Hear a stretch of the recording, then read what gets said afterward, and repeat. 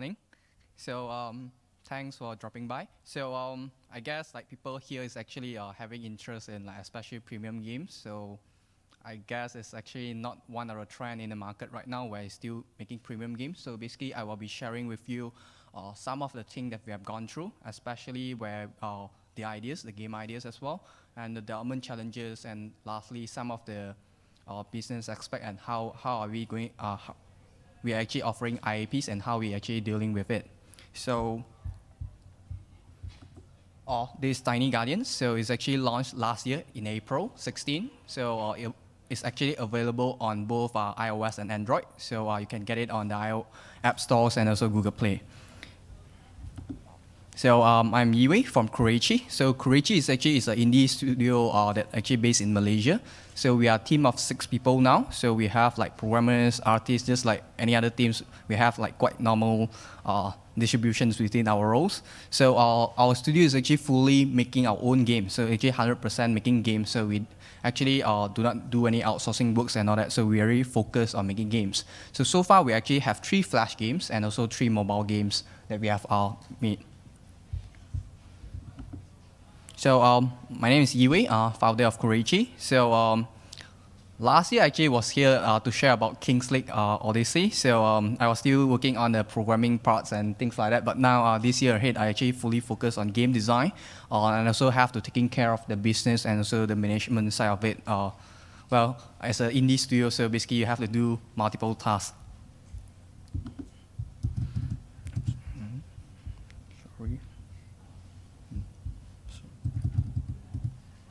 Sorry. Okay, so this King's League is actually King's League Odyssey is one of the very important titles to our studios. It's actually one of our mobile games, premium mobile games that we have done.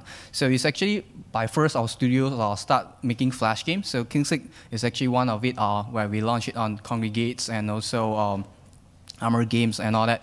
We launch it and then the Flash game itself managed to get downloads and play more than 9 million times, and we actually put it further to iOS, Androids. So it's actually one of the games that we managed to get awards from the IGF China's and also Indie Prize last year. So without further ado, so basically today we are actually talking about Tiny Guardian. So let's go to it. Oops, is it wrong slide? So it's actually not Tiny Guardian. Before that is actually known as the Guardians of Kurechii. So reason why we actually changed the name is actually we figure out in a way that people having hard time to spell the word Kurechii. So in mobile stores, right, if you spell it wrongly, I guess you can't get the title itself. So that's also part of the reason. And why Kurechii? Kurechii is actually is a world setting that we set for our games. So this is actually the first concept that we have when we design Guardian of Kurechii. So you can see there's a merchant in between that you need to protect. So this is more like concept, but we want it designed in a way that is actually is a tower defense without tower at the very beginning. So this is one of the things that we never changed ever since we started the game. So you can see we have swamp types, traps, reinforcement points. One of the things that we remove from our games. So you can see blockage and boss as well. So you can see we actually put it out some of the key important elements that we're going to design in our games. One of it is being the hunter, where you need to position in front so that it can detect the traps. Also, there's like your tanker need to be in front to tank it so that our magicians can do the damage and all that at behind of it. So these are the key things that we actually have it ready quite early. And also like the positioning, what should do, what should not do. So basically these are the direction that we've set, and later on when we design the games, these are the principle or the rules that we're trying to stick of it, and these are the core elements that we do not want to change and we want to stick to it. So the first set of Guardians that we have designed, so you can see the art style is slightly different. Previously it was more simplistic, cute, and last detail. So one of the things that we changed actually from the merchant itself, protect the merchant, to actually change to summoners. The main reason is because like we want the players to be able to get a units whenever they have resources. So merchant is very hard to like suddenly they just summon someone from somewhere. You have to get into reinforcement point before you can get units and all that. So we need a convenience ideas where we can get players to do whatever, to summon whatever units they want, just like tower defense, you get to summon everywhere. So that's why we changed it. So in short, right, Tiny Guardians is a tower defense game that without towers. So this is one of the screenshots of very early prototype. You can see the arts and all that. This is something that we tested out very quickly. And in fact, when we have all the ideas that I've shown you just now with all the elements, the positionings, and the type of enemy that's going to come in, right, we have problems where the game is not fun. Like, it's actually quite scary when whatever you have imagined to be fun and you put it into prototype and it's not fun. Like we have like, oh my god, what should we do? Because like at that point we just spent like almost like 2 months to it. So then we start to think like what should we do about it? Like should we just move on or should we like find a way to improve it? So we actually list out multiple things. So we like let's say we are thinking like let's spend 6 months to polish it up and see what we can proceed from there. So after that, we actually think that perhaps the visual could be one of the issue. Like the visual is not interesting enough. The battle is not interesting. So we basically try to pinpoint a lot of the problems that we have. And I'm going to show you how we actually solve it. So the first 6 months we actually spent on the prototyping. So basically, why we spend so much time on making a prototype, one of the reasons is actually we want to make a tower defense games without towers. So, and also the ideas, we have to twist the ideas, so we have to spend a lot of time to defining the rules where players haven't yet to be familiar with. So one of the major things in tower defense, right, every time you play tower defense, that with an enemy, they just come in to you, and player can just kill them. And then for Tiny Guardians, the have problem is actually, you can see you need to travel, so we can't just spawn enemy everywhere. We need it to come from reasonably. They have to be like somewhere, like we want to make the sense of like adventure, so we need to, the enemy come in wave in different positions to make things interesting, like they are chasing after you, they come in forward, they notice you, and we want to make some events and all that. So what we do is actually we ended up making a level editor. So and create a level editor that allows us to do all the things that we want. So instead of having like we design it in paper and then we pass it to the programmer to realize what we actually wanted, the programmer actually put it in the tools like, okay, you designer can design whatever you want. So in this way, right, you can see a lot of lines and dots, right? Those are things that we plot and how the enemy is going to move, and all this actually allows the strategy elements, because if the enemy is just going to come from one place, right, there's not much of strategies. So one of the core things is we want actually the positioning. So once we have these level editors, we can actually have the enemy come from different place, different timing. There's a lot of things that we can design. So this is one of the things that we have it, and we're actually quite proud of it. So for us to do the levels and also the events itself. So after that, right, we have another challenge where it's more like a technical challenge where a lot of players actually comments about like when we level up the units itself, the units they need appearance changes. And actually, at first we wanted it as well, because when you upgrade your towers, you wanted your tower to look more better, stronger. But in our case, actually we have a lot of animations. The unit need to walk around, they have defeated animations, skill animations and all that. If we actually change the visuals every time they upgraded, right, we actually will have a lot of assets that we need to have a lot of access and memory issues. So how we solve it is actually we use like whatever things that freemium game are using it right now, where player are actually quite used to it. Like you can see a lot of freemium games, they have this card just like when it's attacked and all that. So we try to borrow the idea and put it into our game. So it's something that player might familiar with, and so that we don't have to explain that much. So when you level up the units, right, the units doesn't change the appearance in terms of gameplay, but what we offer is actually you can see there's a cards. The cards will changes and get better and better. So how we make it stronger is actually by the effects itself and also the compositions. So you can see from the less dynamic or flat design to like more perspective 3D kind of effects to make it like the character is actually getting stronger. So how we improve the boring battle that we actually face in the prototype is actually we want to make the games to be fun to look at So without playing the games, right, by looking at it, you already feel the fun. So this is one of our challenge. So how we do is actually we enlarge our unit. So if you think tiny together is too tiny, actually before then it's actually even tinier. So it's actually we enlarge it by 30%, and also like we actually makes all the animations become very obvious because you can see all the units are quite small, right? Instead of just normal walking animations, we actually make it bounce, bounce, bounce. Like normal actions like attack is actually we enlarge the whole animations. That's actually what making like whole battles actually look far more interesting.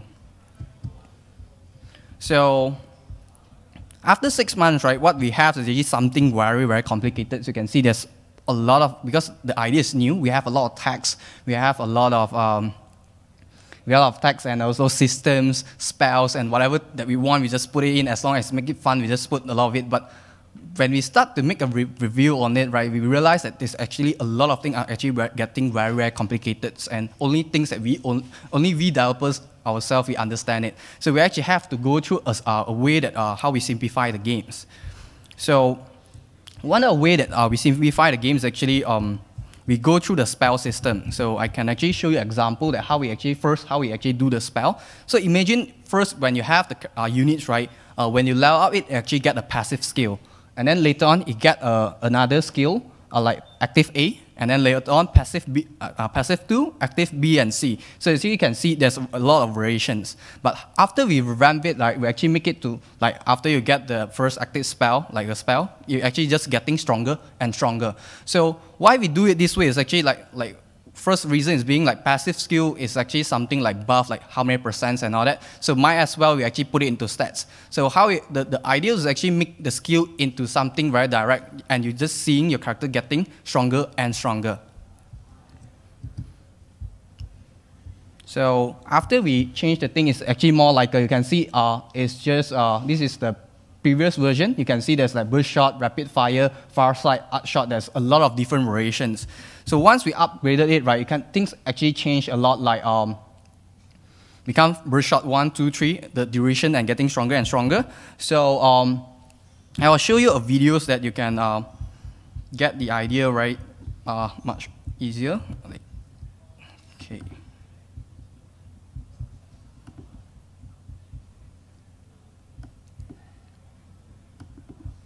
So the way that we actually make the things looks okay, very hard to control. So you can see the spells, right? How we do it is actually okay. You can see the spell is actually getting stronger through visual as well. Some of it actually, like if we want to increase the damage, right? We do it in the visual way. You can see the character is actually spin longer. So by durations, right, player can tell that this character is getting stronger through visual. It's not something like critical itself. From the visual, like the animation itself, you can see the actions they are doing is usually you can tell is stronger.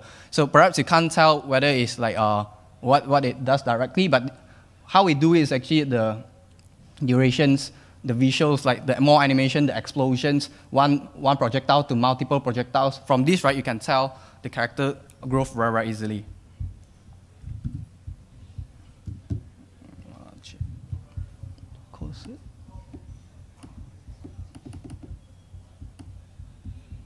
So it actually results in better impressions, better understanding, because one player knows what each character can do, right, an impression of their skills and all that. They can actually have better strategies because they know what each unit do. So without reading much into text and all that, they can do. So this is how we actually handle our simplified version of the units itself.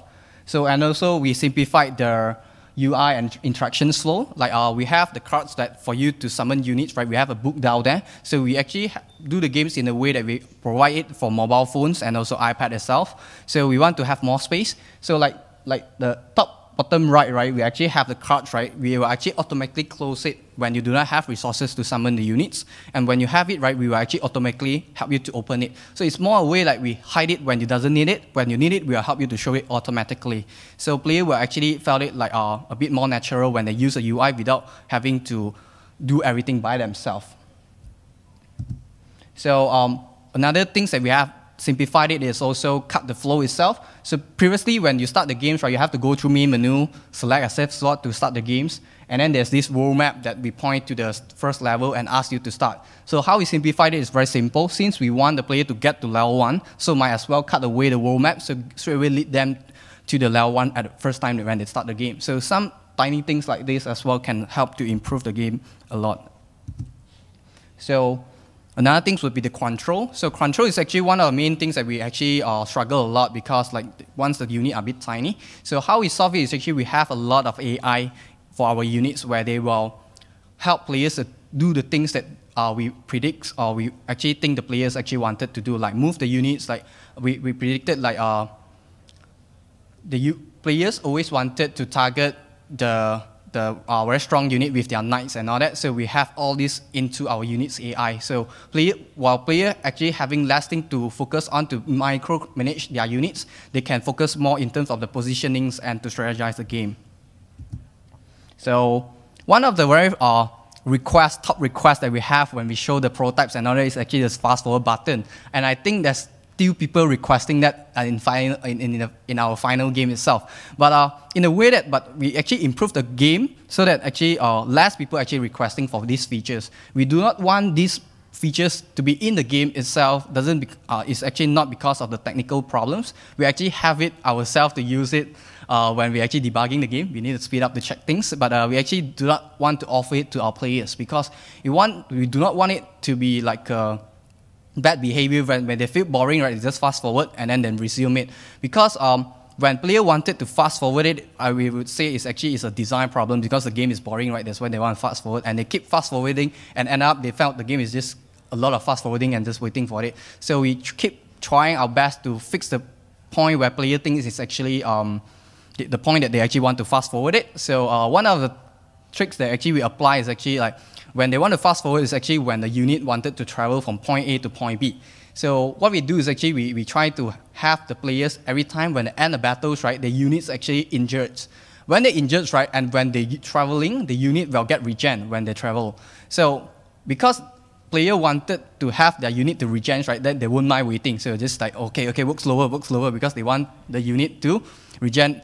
So in that way, right, they're no longer thinking of the fast forward button, but they're hoping the unit works slower. So of course, it's solved for some case, but for very pro players, they still end the battle without having any much damage. So they still wanted to have the fast forward button, but we just can't solve every needs for everyone. So one of the important thing after we research, right, for premium games, we think that you need to design it in a universal app. It's not unlike last few years, right? People can design like one mobile title, and then there's one HD versions for the iPad itself. Because nowadays, like all the iPhones itself already consider HD. They are having Retina display and all that, so we can't really sell another copy for like a HD version for iPhone version. So one of the good things like being universal is actually you can have your IAP sync. So whatever the players have brought in the iPhone itself, they get to access it in the iPad. So if it's not universal, they have to buy 2 times. So you can't actually monetize the same player twice because less likely they are going to, like, once they buy the unit, they won't buy it in same item for the same time for the iPad versions. So also like being a universal app, the players can use the iCloud to sync their save file. So basically, you will have better retentions and player most likely to more engaged to play your game itself. So our challenge to have a premium games that supporting both Retina display with a single apps and support both iPhone and iPad is actually having a lot of problem. You can see these are among the combinations that we have in the back end, like to support both of it. You can see iPod Touch, right? You are using the SD graphics and also the SD in-game graphics like animations and all that. So when it comes to like iPhone 6, right, it's actually using both HD. So iPhone 5 using SD and HD, so we actually mix around. So basically just trying our best to have the best performance, less crashing issues, and always display the sharp graphics to our players whenever possible. So it's just like, the idea is actually not to use SD for certain device and HD for only HD device. It's actually you can mix around as long as you can make it looks beautiful. So the result, right, is actually it's very complicated. So our program is like, what do you want? It's like so many combinations, and this combination gets very complicated when you move into Android. So like Android's got more combinations you're going to have. So, but I think it's actually worth it because like we wanted to bring the best experience to our players as we are selling premium games, right? We want to have that premium experience. So one other thing, you can see the result can be very obvious. The players actually, I'm enjoying the games. Probably one of the sharpest graphics I've ever seen for mobile TD games. So you can see players actually can tell the difference. So cartooning art style is actually one of the art style we're actually working on. So you can see some of the graphics that we try, the concepts, even the weapons, although they are tiny. So even the ground itself, we have multiple tried out just to figure out what is the best that do not take away the attention from the players. So the card itself we design. So one of the comments we get a lot is actually player thinks the art directions very resembles Kingdom Rush, and we have a lot of it. But actually, we actually create all the elements ourselves. We design, we study, we research, and we do it ourselves as well. So easiest way we just talk to Ironhide Studio, who made the Kingdom Rush. We just talk to them, see what their thoughts about it, and they actually think it's actually quite cool. They actually have no problem with it because they think it's just an art style directing. We do not actually just copy every elements they have. We're just doing our own things. So you can see like players actually, some of the players actually realize the things actually are happy with it as well. So you can see their comments and reviews. Of course, there are some angry fans as well. So there are some positive and also the positive and negative one. So in total, we actually spent this 28 months working on games. For those who haven't played before, I will just show it very quickly, one trailer.